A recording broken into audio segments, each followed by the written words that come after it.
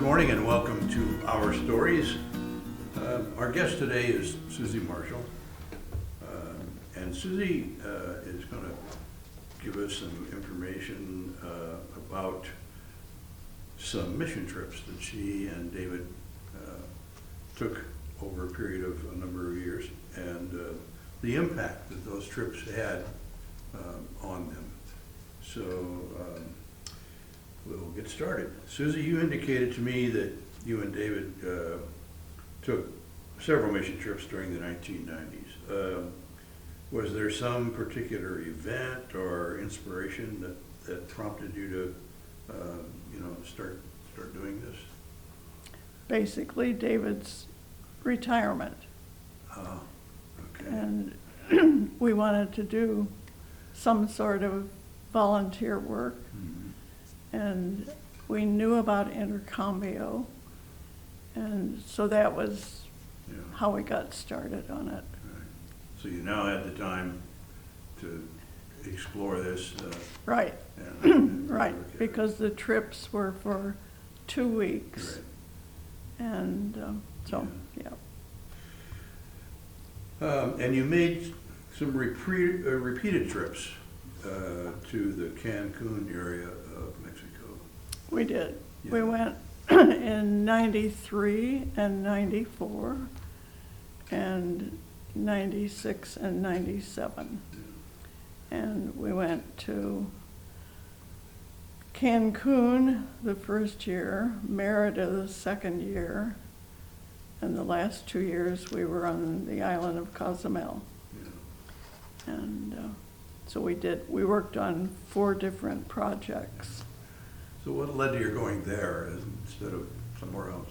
Oh, well, that's where the Intercambio, Ramon Solis was the director of the Yucatan project down there, and Charlie Schweitzer from the McKinley Foundation at the University of Illinois was responsible for organizing everything in the United States. And they had groups that went down for a week between Christmas and New Year's, I believe. And then they had another group that always went for 2 weeks in the summertime. And Ramon would get the sites set up in the Yucatan, and we would go and do the work. So you went in the summertime down there? We did go in the summer, yes. So what were your accommodations like? Very interesting.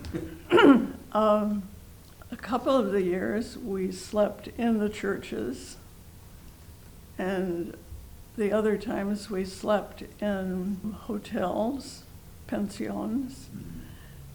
And the first thing that we got was a hammock that had been made by the Mayan women in their villages, and they said it took about 40 hours to construct each of these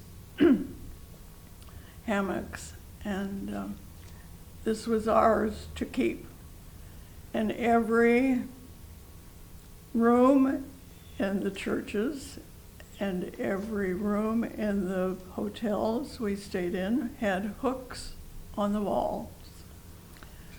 And the first thing you did, you walked in and you spotted where you wanted your hammock to be. And the first year, I think there were about 6 of us in the same room. One year, I think Dave and I had our own room. One year, Maris Mondernach roomed with Dave and me. So the accommodations were varied. They were very clean, but they were very sparse. So what were the projects that you undertook on these trips? Well, there always was a 3-point purpose to the trip. One was the work Yeah. that we were going to do. The second was education, learning about the history of the country. And the third was cultural, learning about the people. And so the biggest thing really was the work part of it. Yeah. Because we, out of the 14 days we were gone, 9 of them were work days. And we got up at 5 o'clock in the morning, started work at 5:30 in the morning and worked until 7. And then we had breakfast. Then we went back to work until 10 in the morning. It was mandatory that everyone take a break at 10 o'clock. And then we worked again until noon. And then we were done, because by then it was very, very hot. Yeah. And so then we had our afternoons free to explore. And then on the weekends, the weekend, we were really just there one weekend, we would go out into a village and stay overnight with one of the families. We would take our hammocks with us and sleep in their one-room hut that they had with their 10-gallon canister there that the cooking was done on. And each family provided us with a meal. And then at some time during that weekend, we would go to one of the ruins and get to explore some of that. And that was, getting to those places was always quite an adventure. Yes. Some of the ruins we went by bus. But usually going out to the village, we would go in a truck. And we were all standing up in an open air truck. Right. It was an adventure. Yes. Yep. Yeah. And also, did they work alongside of you? I would say we worked alongside them. Yeah, okay. They were the experts. Yeah. And when we left at noon, we'd look at our project and we'd come back the next morning and be amazed at what had been done, because they worked all day. But we mixed our own concrete, put a bit of concrete into a bucket, and we would pass it by the bucketfuls from the ground up to the roof. And the roofs were rebar and bovedillas. And the bovedillas were about the size of half of a concrete block. And all of this was just done like a fireman's line, where we just passed it along until it got up to that level. And then once all of that was done, then the concrete was poured over all of that to make either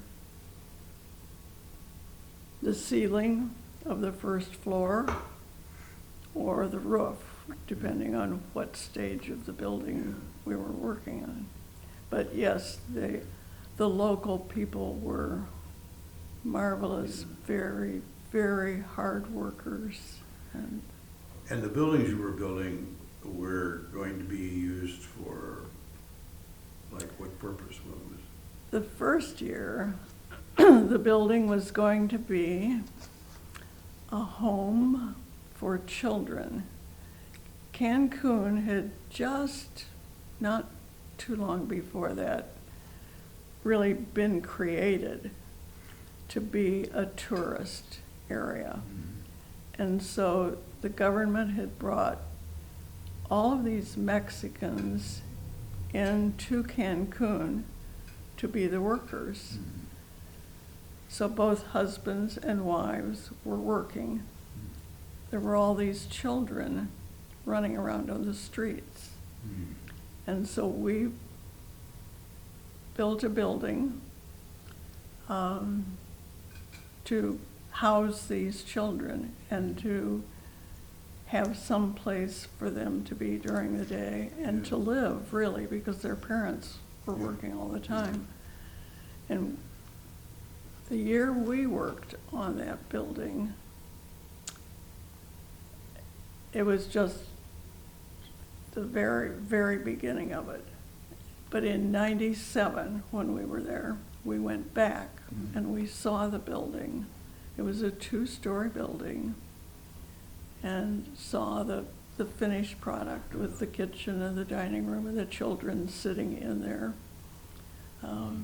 playing games and all. And then another year, one of the buildings was an educational wing for the church. No, but, being out in the village and being able to see the women cooking the tortillas, but before that even, taking their bucket of corn up and having it ground into meal to make the tortillas, and going with them and doing that, and having time to spend with the children and get to know them was all very much a part of it. Then you took a mission trip to Alaska.